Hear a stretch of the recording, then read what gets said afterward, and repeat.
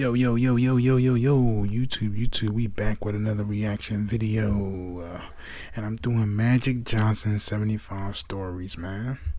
Let's get it poppin', yo. I had to do Magic Johnson, because I started off with Magic Johnson and Larry Bird, so, you know, I gotta get some more Larry Johnson. Gotta get some more Magic Johnson videos in. But yeah, man, let's get into this. At 6'9", Magic Johnson was built like a power Never say no to Magic but Johnson. revolutionized the game as a point guard with his dazzling passing skills and playmaking ability. He was a 3-time league MVP and a winner of 5 championships. His Lakers were known as Showtime. And Yo, see, that's why you learn stuff, bro. I did not know he had 5 chips. Upon any rookie in all of professional sports to talk to you. But I want you to know that this man has a smile that lights up a television screen from here to Bangor, Maine. Showtime was born when he arrived. Personality off the scale. Magic Johnson. Energetic 24/7. Magic is straight down the middle. Still going. Oh, highlights, I know Larry Bird had passes, but Magic Johnson had passes too. You can't shy away from that. How did he sing? I always say that if I had to pick a team, he's my first pick because I know he's going to make whoever else I pick way better than they are. When you walk out of the locker room, here's this guy that's like, you know, let's go, let's get it on, let's do this, let's do that. So all of a sudden you got this college atmosphere with the Lakers because Magic brought all of that fear. He came in, man, he's pushing that ball up the floor, and we were like, we gotta run. And if you didn't look up, and he was like, look up, Wood, I was, hey! And the ball was right there.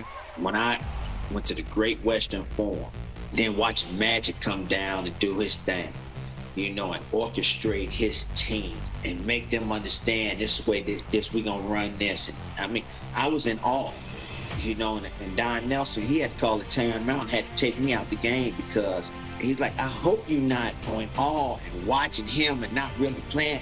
I wanted to tell him, yeah, I mean, I need to sit down for a minute because wow, it took me a half just to realize that I'm playing against Magic.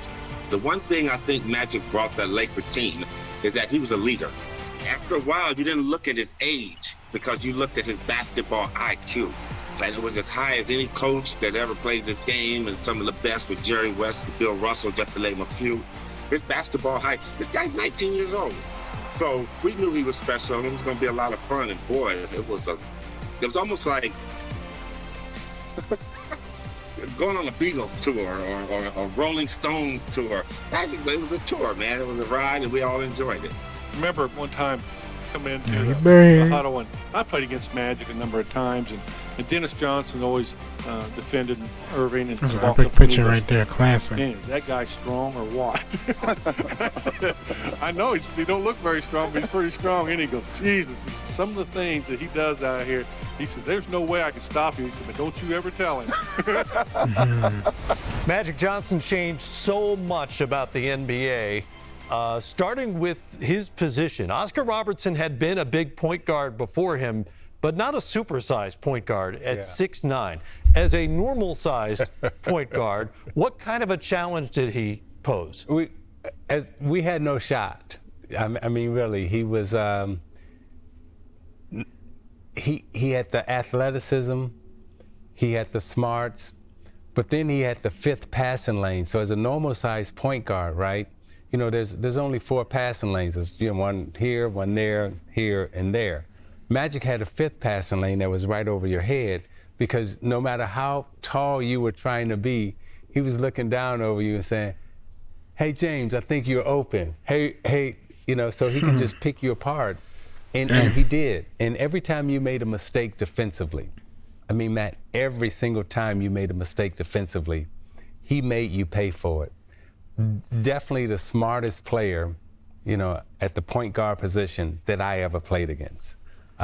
He read the defense, know the clock. I mean, just brilliant, just brilliant. You know, because of his charisma, I think his competitiveness maybe gets lost on some fans. Even now, I'll hear these legendary stories about pickup games in which Magic Johnson refused to lose under any circumstances. How great a competitor was he? He was a great competitor, but he was extremely gracious. And I was so fortunate to come in under his tutelage. And had Magic Johnson not, taken us in, me and Aguirre, who knows what type of players our rookie seasons would have been. He was generous with his time, generous with his knowledge. And you got to remember, Matt, he was on top of the league. He was the MVP of the NBA Finals, and we're getting to run around with him and just see how he treats people, how he's interacting, how he's playing, how he's practicing, how he's working out. That competitiveness with us while we're playing and competing. He's still trying to win. We're like, dude, you just won it. You was the NBA Finals MVP. Can we win the free throw contest? He wanted to beat you at everything, and that rubbed off on all of us, and it made us better players. And in 1980, we went right to the finals. And so we're playing in the pivotal series against the Philadelphia 76ers, and we're in game 5 at the Forum. And in the third quarter, Kareem Abdul-Jabbar sprains his ankle, severely sprains his ankle, and has to be sort of not carried off the court, but really helped off the court to get to the locker room. You see Magic, and you can see concern in his face. And so we went on to play that third quarter, and then when Kareem came back onto the court in the fourth quarter, it was Magic and Kareem that teamed up for the winning basket to win game 5. Yeah, let's get it. But after the game, we found out that Kareem was finished probably for the series. And we had to go back to Philadelphia to play game 6. There were actually players that had approached me as the assistant coach at the time, because Paul Westhead was the head coach, and said, you know what, you should keep Magic home and keep Nixon home and keep Silk home and just take the other guys back. We're going to get killed in Philadelphia anyhow, and then we'll try to win it at home in game 7. And Urban found out about this kind of talk, and he said, what are you guys talking about? What are you afraid of? You kidding me?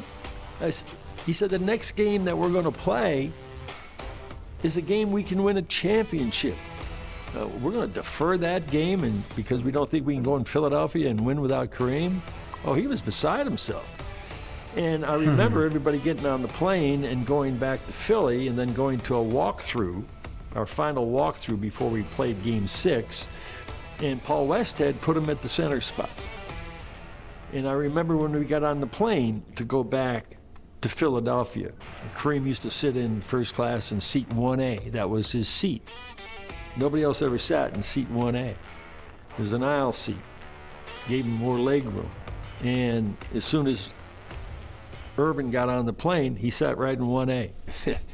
He said, you guys don't think we can win without Kareem? Well, I'm going to take his spot. I'm going to sit in 1A. And then when we lined up for the center jump in game 6, Magic went in and jumped center against Caldwell Jones. A young man by the name of Magic Johnson is going to start at center. Then after that game, 42 points, and 15 rebounds across the masthead of the Los Angeles Times. It simply said, it's Magic. Hey, that joint was popping. I got so glued into that. It's over so fast. Oh, yeah, I definitely got to Michael Jordan. Definitely got to do Michael Jordan. But I was so into that, man. That joint was just over so fast. 8 minutes, damn, 8 minutes was over fast. I was so into that joint, man. I was ready for more. But yeah, I definitely got to find some more Magic Johnson, because I know I shied away from Magic Johnson. So I know y'all like the Larry Bird, but of course, always a Larry Bird, man. Always Larry Bird. But yeah, man. I also dropped, Larry Bird's best and funniest moments I dropped not too long ago. But yeah, check that out, man. But I'm definitely going to do some more Magic Johnson, Michael Jordan. I'm trying to see 75 stories I should do next. But yeah, any videos, any other players y'all think I should do, let me know, man. I'm definitely listening to all y'all comments and replying to everybody. So yeah, man. But yeah, I'm out of this joint. I love y'all. Peace.